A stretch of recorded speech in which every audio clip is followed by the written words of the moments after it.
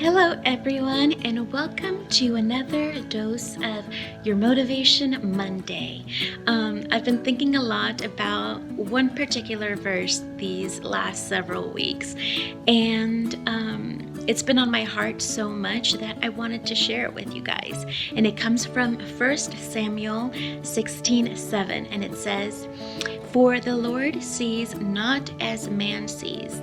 The man looks at the outward appearance, but the Lord looks at the heart."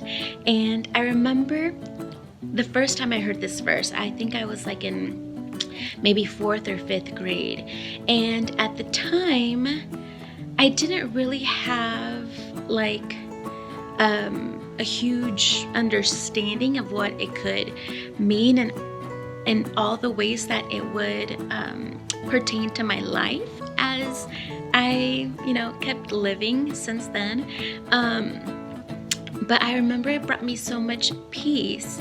And I think at that time I was starting to feel a little self-conscious. I was starting to experiment with feelings of not like being enough. And so when I heard this, it brought such so many feelings of just being soothed, and I wanted to I wanted to remind you guys of that too. A couple of the ways that I've been seeing this more often in my life has been, in our focus, of our grand focus on the outward appearance, what we do to get clothes or stay up with the latest fashion or the latest beauty or skin products, or how we try to manipulate our bodies, either with plastic surgery, or spending so much time working out because we want a certain body type.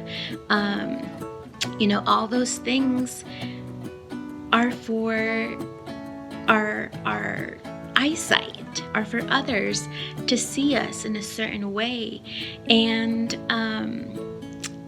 yes, God made us, physically one way, but He looks at our heart.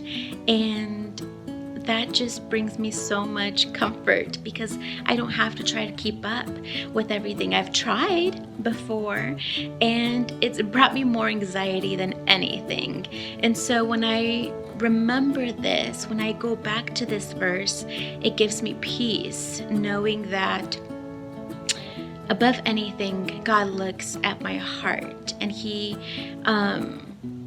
revels in the creation of my heart, and that's what pleases Him and honors Him. And so there's one. And then the second one that I have seen also be a part of my life recently has been in like decisions that I've made. Sometimes people don't understand our decisions. They're confused by them.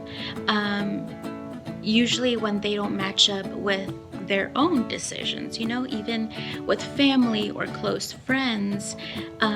Each person has their own thoughts, each person has their own opinions, and so when they don't match up with other people's, it can be grounds for disagreements or arguments. But as I experienced this in my own life, I checked my motives. I said, okay, why did I make this decision? Was it for my own selfish reasons, or was it because I genuinely love God and I want to do my best in honoring Him and upholding, these things in my life? And so when we reflect on those things, and when God sees that our actions or our decisions are based on wanting to please Him and honor Him, then we can also have peace in that. And I know right now we have so many different opinions flying around about our own or other people's choices.